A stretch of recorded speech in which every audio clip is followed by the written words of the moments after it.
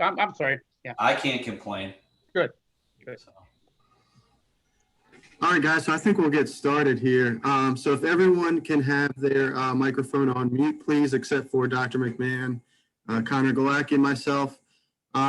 If you do have a question for David, I ask that you just indicate so in the chat bar. So for example, if Dave DeLuigi had a question, he would just say, I have a question on the chat bar, and I'll call on Dave, and then he'll ask the question himself. So that goes for everyone, obviously. I'll ask you to unmute your mic, and then you can ask David a question yourself. So if you do have a question for David, please indicate so now in the chat bar, and we'll get started here. All right.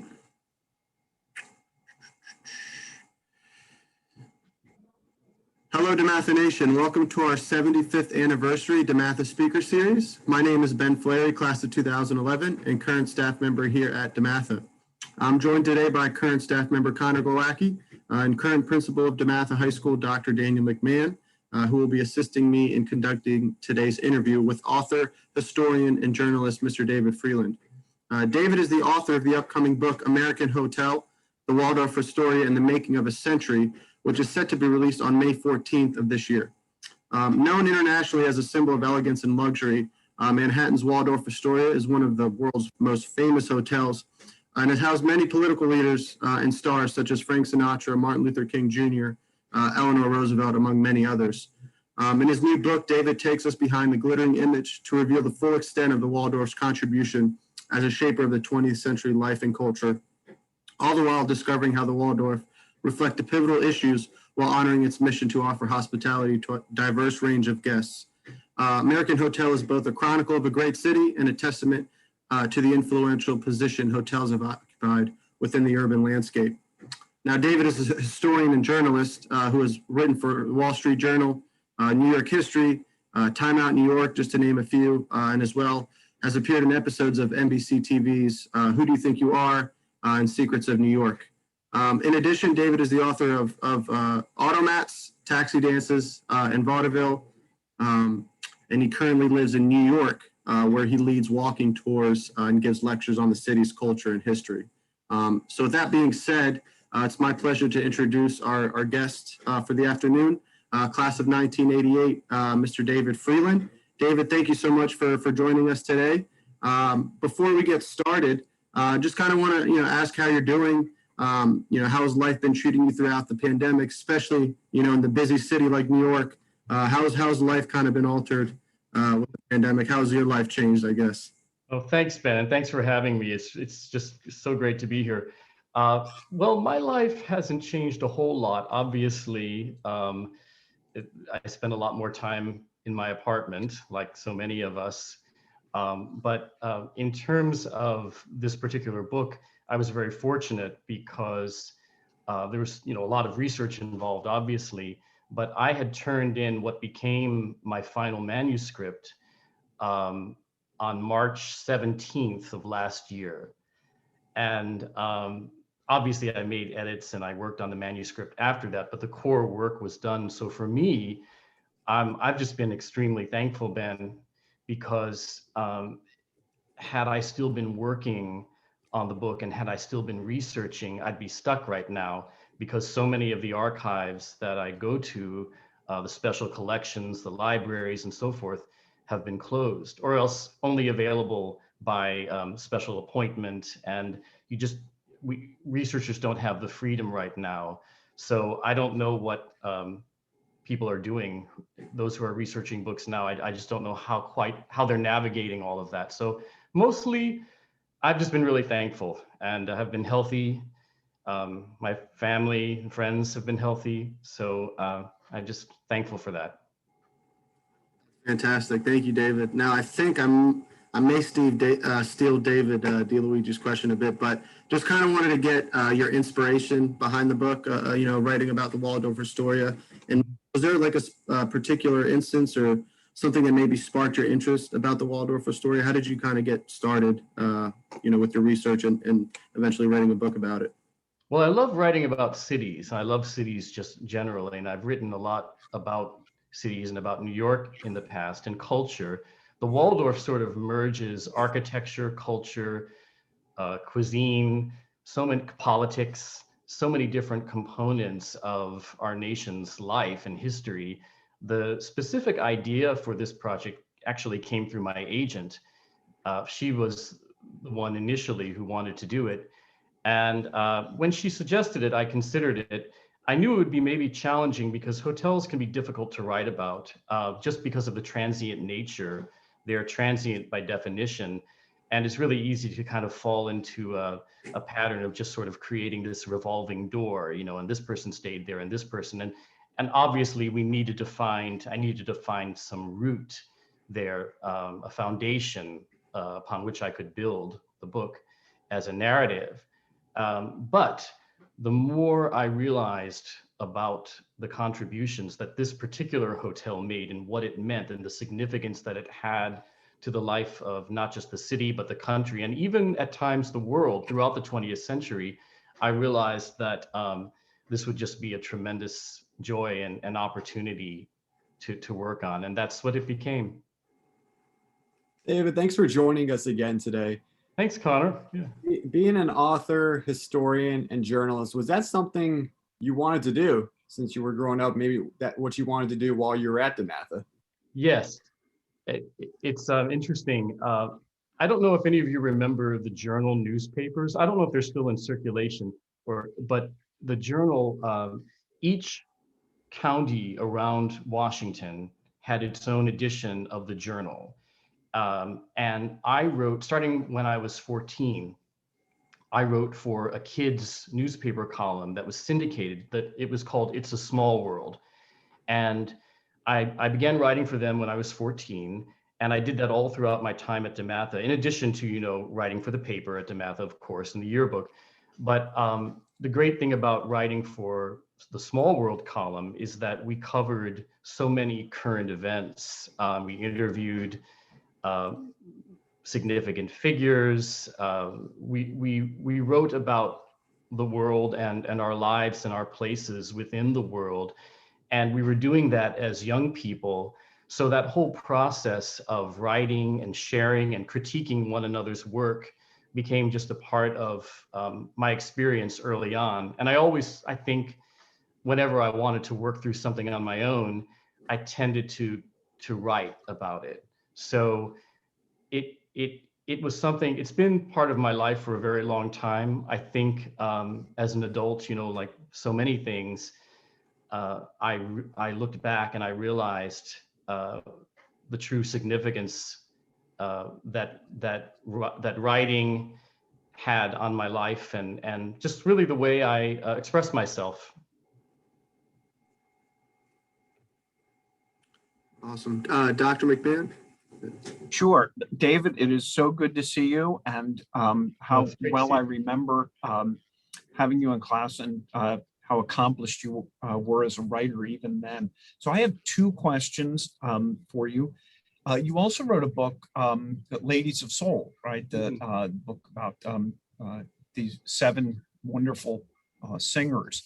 And I know you've written encyclopedia entries and things like that. So the first question is really, how do you go looking for projects, or do your projects find you more, as in sort of the Waldorf-Astoria? And I know, I mean, writing is making a living, so both of those can be true. And I want to say I love the bookshelves behind you. Like me, you are a collector of books, and I wanted to know if you could talk a little bit about some authors that are influential to you, that you look back and think about their writing in your own. So projects and writers. Sure. So to answer the first question, most of what I've written has been inspired by personal passions. Might even call them eccentricities. Certainly the desire to write about rhythm and blues music of the 1960s, that was something that had been a passion for me when I was growing up, when I was in high school. And I kind of became part of that world, that culture. There was a radio station named WOL. Yes. I think I did, you may even have come to the book signing I did for that, but that book. But I got to know that world and that culture, and they were playing this incredible music that they had been playing in the 60s, and they just had never stopped playing it. So it was like a window into the past that was still a part of the present.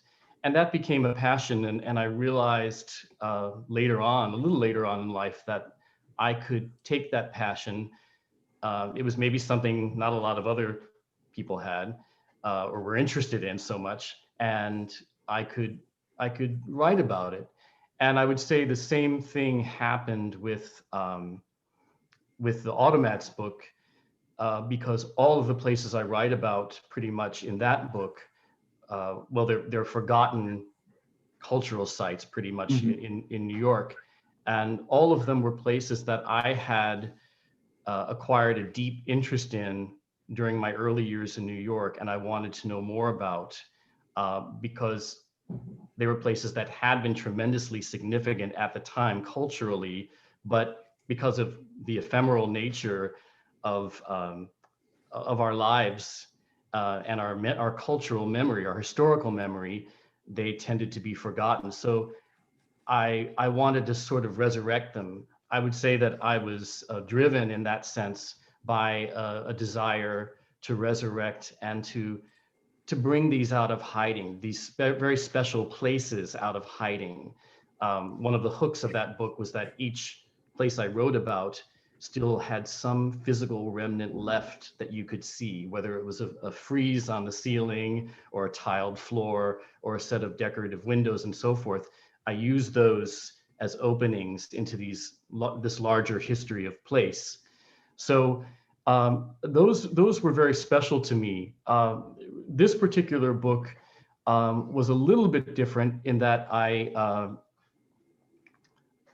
I first was presented with this idea, and from there I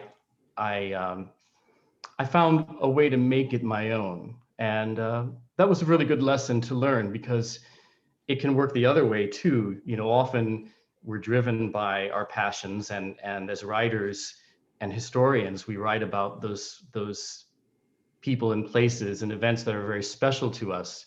But there's also another way you can do it, where you discover a topic and a subject in the world, and you make it your own as a writer. And so that's kind of what happened with this particular book. And like I say, it was a great thing to learn. Oh, and then, okay, so the second question, then you asked about writers who influenced me. I love reading fiction. When I read for pleasure, that's what I love most of all. And I love writers like Arnold Bennett. In fact, I realized I was very influenced by him in one section of the last book I did, where I was just describing the world so carefully. And the first part of The Old Wives' Tale, where he's describing the town in such great detail, I realized later that I was somewhat influenced by that. But in terms of other writers, I love Joseph Conrad. I love just reading all sorts of fiction writers. That's probably what I read most of all when I can just read for pleasure. But I think the larger point, and it's actually something that I learned in your class, because reading is the sort of support, the underside that supports writing. And reading and writing are related experiences. And I think to be a writer, to find that joy in writing, for me personally, I have a joy in reading, and I view those as part of the same process and experience. And if you remember, do you remember how in your class we used to write you letters, Dear Dan letters? Yes. So that was something that was in your literature class. And I think maybe that helped reinforce for me the relationship between reading and writing, because we were reading in your class and then we were writing about what we had read, but we were also drawing in larger experiences in the world. So we had that free reign to explore. I think that was a very significant thing you did, because a lot of times I speak with writers or those who want to write books, and they don't seem to really enjoy reading so much. And I think the two experiences are related. Each one reinforces the other. So can I just follow? Thank you, David. Can I follow up with one sort of related question? The reason I asked for the Dear Dan part is, in a way, it helps focus some writers on a certain audience. In other words, they know they're writing for something other than just, I'm writing this, I have no idea who's gonna, as long as you keep thinking, even if you're the audience, right, you still have the sense of, when I write as if I'm going to be the reader of it. So, but you were also part of very early film study. In fact, I'm pretty sure there were no film classes at any other high school in the area. And I know that the very first year that I taught, Rich Macheski and I both rented the same movie, and it came in a 16 millimeter and with a splice kit in it. And it made the kinds of things that you want to do with film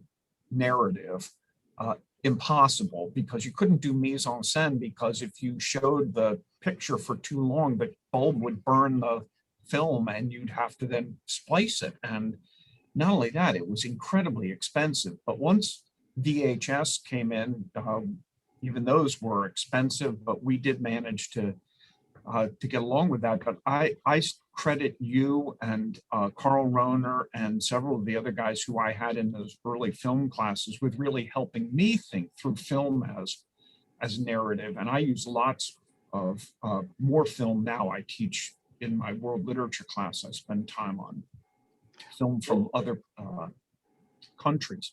So I want to know if film has any place that you might end up writing about down the road, or if you also think about film as narrative and the reading of films. Oh, sure. And I love film. I don't know. One of the things I've learned about myself is that I tend not to approach things visually. For me, the visual element comes in later. In a way, that's why maybe film is good for me, because I'm directed to look at specific things. But that class was so special. And I think it worked so well with the literature class, because once I got to college, I realized how special it all was, because we had been watching films and reading authors that I know my classmates in college had not been exposed to. I mean, remember, we were watching the film version of 1984, Apocalypse Now. That was always a big one.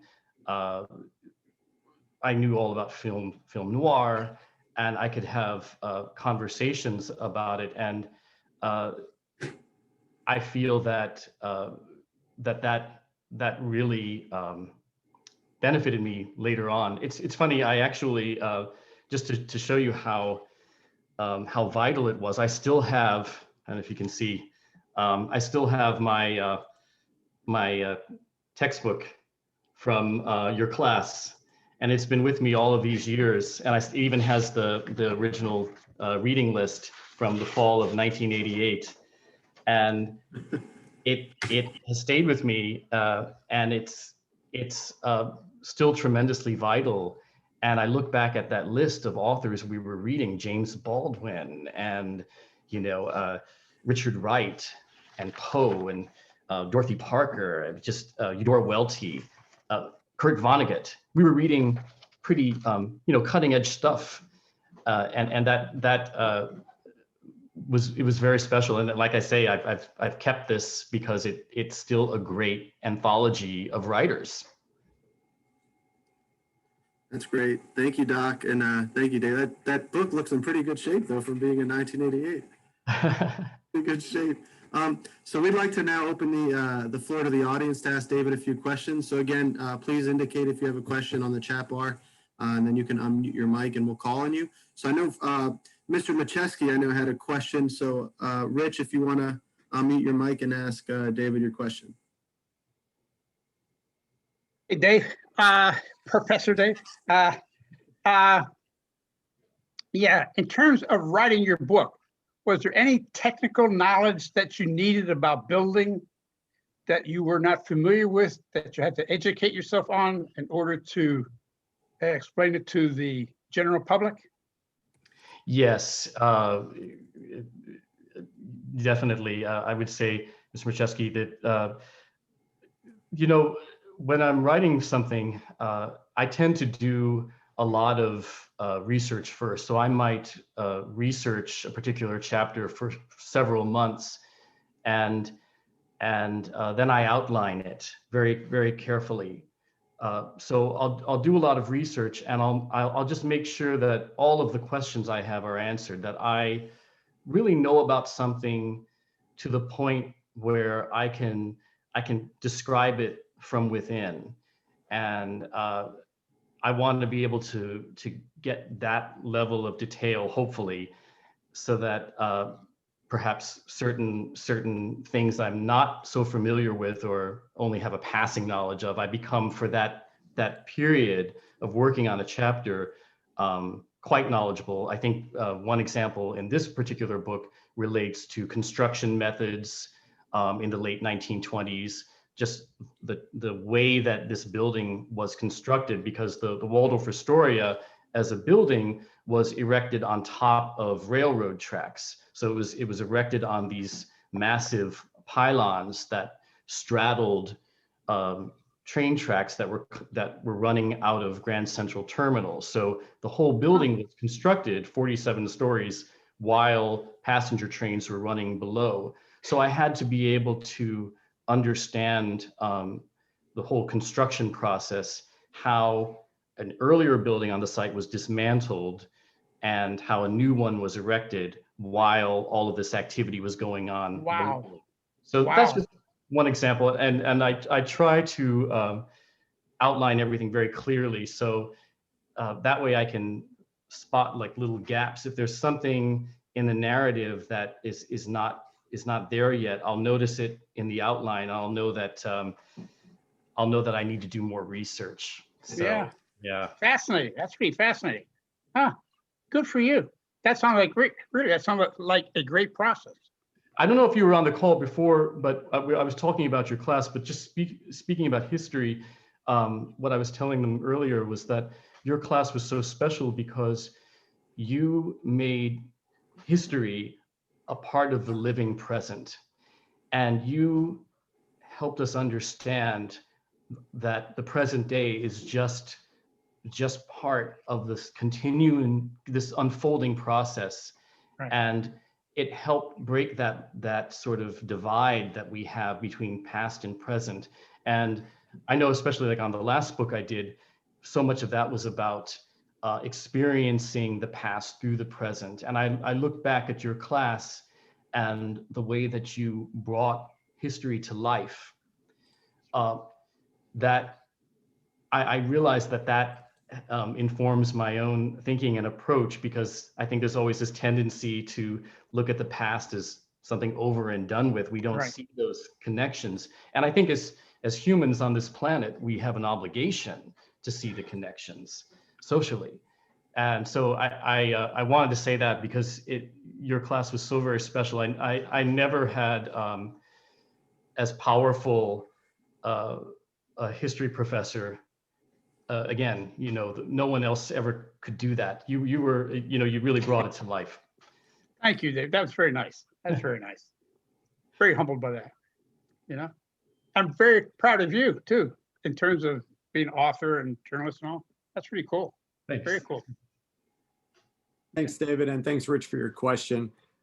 David, our next question is from Frank Persico. So, Frank, you want to unmute your mic? Hello, David. It's nice to meet you. Frank. I'm not a graduate of DeMatha. My son is, and I always tell people how special DeMatha is in terms of forming young men. And I'll tell you, you're the embodiment of that. Hearing you talk about your experiences with Dr. McMahon and Mr. Macheski just brings that to life. So thank you for those comments. They're very, very special. I have two very simple questions about the Waldorf itself. I may be one of the few people who has a jar of honey from the bees on the roof of the Waldorf. So I wanted to find out a little bit about why they have beehives and what's that all about. And the second thing is, I wondered if you could talk a little bit about the iconic clock that's right there in the lobby of the Waldorf. Sure. So the part about the bees, that's really an interesting subject because historically the Waldorf has always done a lot for the community. And the recurring theme of this book is really the way that the Waldorf has contributed to the life of the city and the country and the role that it played within the context of the larger city. The Waldorf was always community oriented. It was always looking for ways to serve the community, really in ways that we don't necessarily think of hotels doing so much now. But throughout much of the 20th century, one of the things I learned was that hotels had a mission, very much a mission to open doors, to show hospitality, to welcome and to serve the community. And the thing about the bees is part of that. There actually was a lovely little book written about the rooftop bees. But the garden was created in part to help preserve bees and also the whole process, but also the Waldorf was very much involved with providing food for the community and the homeless. And next door to the Waldorf is St. Bartholomew's Episcopal Church. And they were very much involved with, they always have been involved with feeding the homeless. And they have a very, very large program devoted to that, a soup kitchen. And early on, the Waldorf the Waldorf found ways to help. And the director of the head chef at the time oversaw the production of honey on the rooftop, but that was all part of a larger initiative to donate food and to create food for the homeless. So there was a partnership that developed between the Waldorf-Astoria and St. Bartholomew's. And then eventually the Waldorf brought in other hotels. So that's another theme, often something that the Waldorf would start, then other hotels would join because the Waldorf was such a leader within the community. So I would say that most of all, the initiative to grow, to create its own honey was part of its larger mission of social engagement and serving the community. So, and then you asked a question about, what was your second question about the building? The clock. Oh, the clock. Yeah, that clock came from the World's Fair of 1893 in Chicago. You know, so much has been written about the World's Fair, Devil in the White City, you know. That clock came from there. And it's actually being restored now. It has been restored, and when the building reopens, it's going to go back. But it had Westminster chimes, and you would walk through the lobby, and it's just this wonderful euphonious experience. Every 15 minutes, they would chime, and it's really beautiful. Look forward to seeing it when it's restored and back in place. Thank you, David. Thank you, Frank. Great questions. We'll go to Chris Hanley. Chris Hanley, if you want to unmute your mic, and then we'll get to David Aldridge after. Go ahead, Chris. Hey, David. Appreciate you taking the time to do this. Thanks, Chris. Maybe a broader question, but I don't know how you indicate. I don't even. a broader question just around sort of how being an author has changed over the last let's call it 20 years, as you've gone from, everyone buying books at the bookstore to downloading books on Kindle?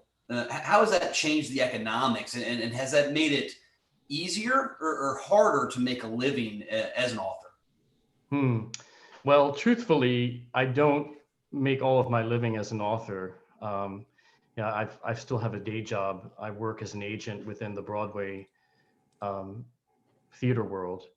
I would say it's really difficult to make a living as a writer. I've tried it a couple of times, and I always had the Broadway theater job to fall back on because I needed it.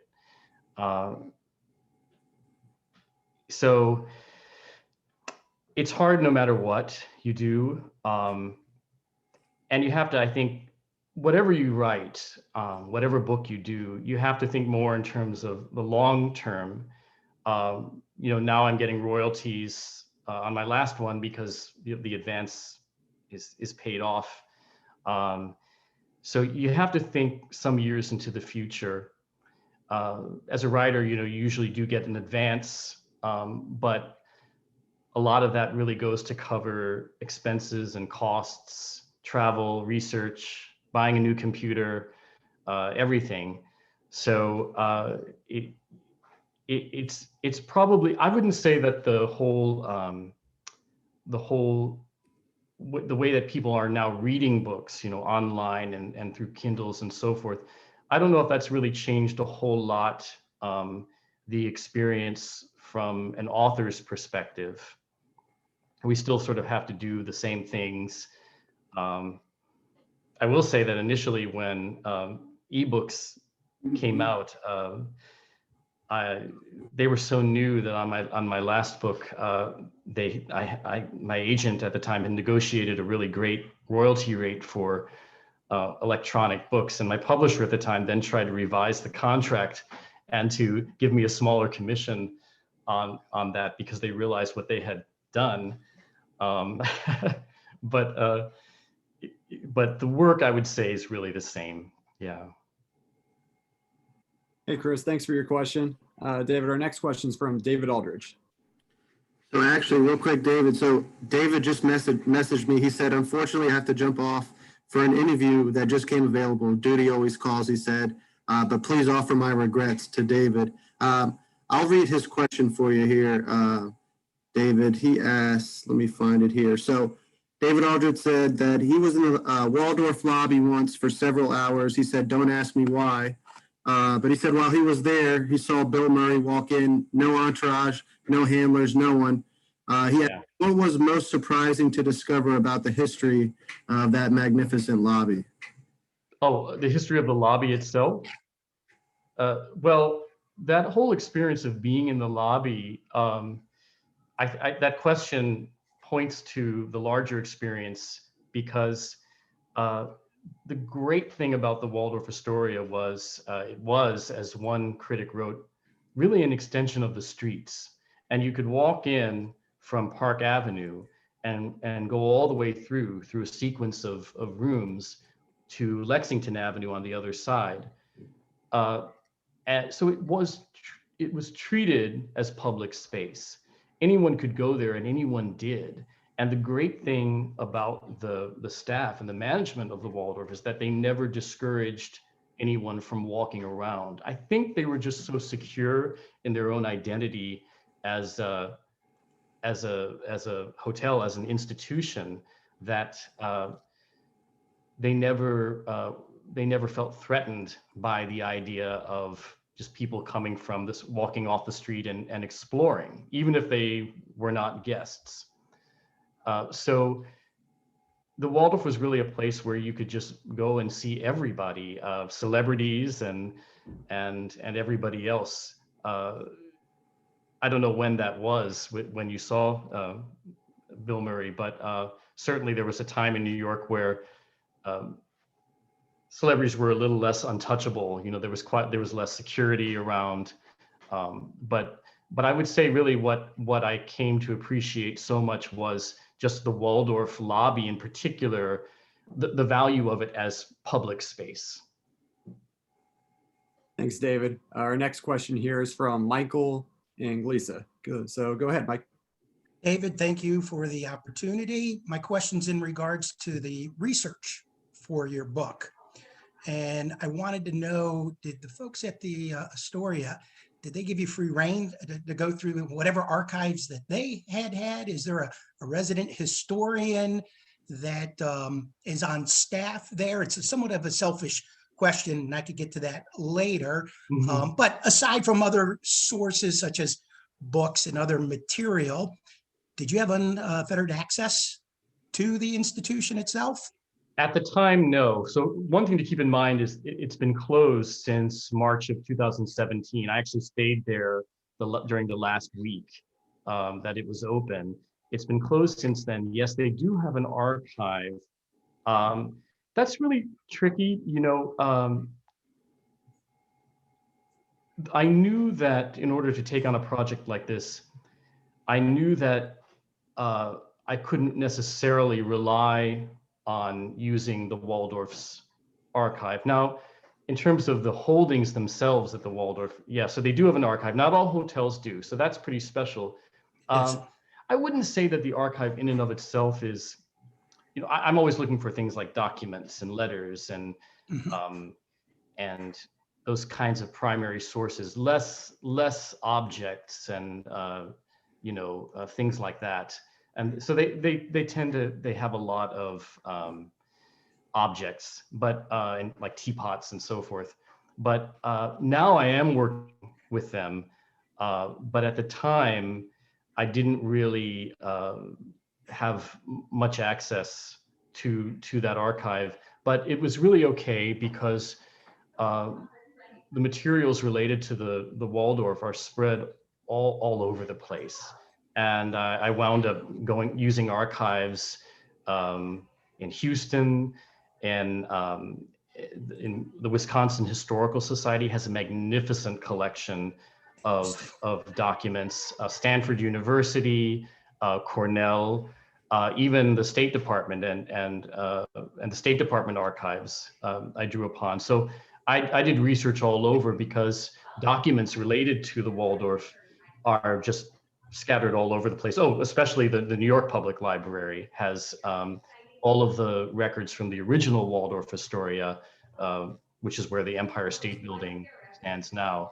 So not having access initially to the Waldorf-Astoria's in-house archive was not, it didn't inhibit me in any way.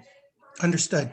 So essentially, if you found something, wherever it was, let's say an architectural drawing that was proposed for a renovation in, I don't know, the 30s or 40s or what have you, you could go back to the source, and let's say it was a firm in the Chicagoland area, and lo and behold, in their institution, they had a lot of information about whatever the back and forth was with the individuals at the Waldorf-Astoria. There were so many opportunities. Yeah, it seemed like every archive has some reference to the Waldorf-Astoria, because the Waldorf really infiltrated so many different areas of American life, and it became such almost an embarrassment of riches, just looking at all of the places to do research and sources for really great, you know, primary source material. Interesting. Well, it looks like you've got a few more questions. I'll turn it back over to Ben to moderate. Thank you, David. Much appreciated. Oh, thanks, Mike. Thank you, Michael. So we're going to get so two more questions here for David. Before we get to those, David, I kind of just want to ask you a DeMatha related question. So kind of turn back the clock for a second. Just wanted to see maybe if you had a favorite memory or two from your DeMatha days that stick out, and maybe if you could talk about a favorite class or favorite teacher that you may have had in high school, and then we'll get to the final two. Well, my two favorite teachers at DeMatha are on this call. Mr. McMahon and Dr. McMahon and Macheski. They were my two favorites for the reasons I talked about before. The community, the sense of community, and the way everyone came together. I don't think I fully appreciated it until later on. You know, I'm very fond of DeMatha. because I feel that that sense of community has only grown over the years for me. And looking back on one particular memory, Ben, it's kind of not really a pleasant one, but I think it was my senior year, first semester, one of our classmates committed suicide, Mike Richards. I don't know if you heard about that, but it's like he was there in the afternoon and just himself. I didn't know him well, but he was himself and he just seemed fine. And then we found out that night that night he had gone home and shot himself. And it was just so shocking for us. Everything stopped for 2 days. And the whole school came together. And it just became a forum for voicing our thoughts, our experiences, fears, insecurities, the whole notion of just grappling with death at 16 or 17, you know, at that age was so terrifying. And DeMatha allowed us all to take that time to process it for ourselves and to share. And it really, that really has stayed with me, that whole experience, even though I didn't know Mike well, but still he was a classmate. So. I'm sorry to hear about that, David. Thanks for Dave, DeLuise, you remember Mike, right? Oh, he's not here anymore, but. Yeah, no, I certainly remember Mike, and Bernie Corey is online too, who was very close with Mike. Yeah. And I too agree that was a pivotal moment for our class specifically. And I think there were some other reasons that helped galvanize our class, but for sure, when I think of the DeMatha Brotherhood, I think of those 2 days. That's what I think about. There were other experiences related to serving community, things that we got involved with. At DeMatha, you just got involved with so much. It's like no one was ever telling you, no, don't do that. It was always, yeah, do it, come on, you know, and it was just so encouraging. I was in band, I did worked on the yearbook, the paper, as I said. And I think that it was great not to sort of to not see those kinds of limits put on a young mind. Yeah. Thanks, David, for sharing. We got a question here from Patrick Clancy. Thanks, Ben. Before I get to my question, I just want to pick up on something that you have just been talking about. I'm class of 63 at DeMatha, and we had a total student body there of about 400. And in our particular class, we had about 75. And I'm just so pleased to hear about the continuing sense of community and brotherhood. There was always a sense that I had that the size of the school meant so much at that time. I mean, there were 400 students who were clearly brothers, and there was virtually no distinction among classes, seniors and freshmen, et cetera. So I'm delighted to hear that has continued to the present day. But David, my specific question relates to the university press community that you seem to be very active in. And I notice a number of your books are from different university presses. I think this current one is from Rutgers, and I know you've done, I think the Blues book was through the University of Mississippi, and then NYU. And then NYU, that's right. Correct. And if you could just tell us a little bit about the world of university presses, and is your activity in that a function of your agent, or is it a function of the subject matter of your books? And what is it like dealing with the editorial staff at university presses? I imagine they can be pretty arrogant at times, and maybe try to limit your flexibility. So the first book I did, I made all those arrangements myself. I did not have an agent for the second and third, I did have an agent, not the same agent, but they were related. That's a long story, but you know, initially when an agent tries to sell a book, he or she does not go to the university presses. That's not kind of the first point of call. But what's happening now, and this is not really a new development, but I think that the big trade publishers are more and more, well, they're risk averse and more conservative in terms of what they choose to do and take on. So, you know, there's always something you'll hear like, oh, a book about New York won't sell outside of New York, and no one reads fiction. No one, there are always a million things, you know, why your book might be a hard sell.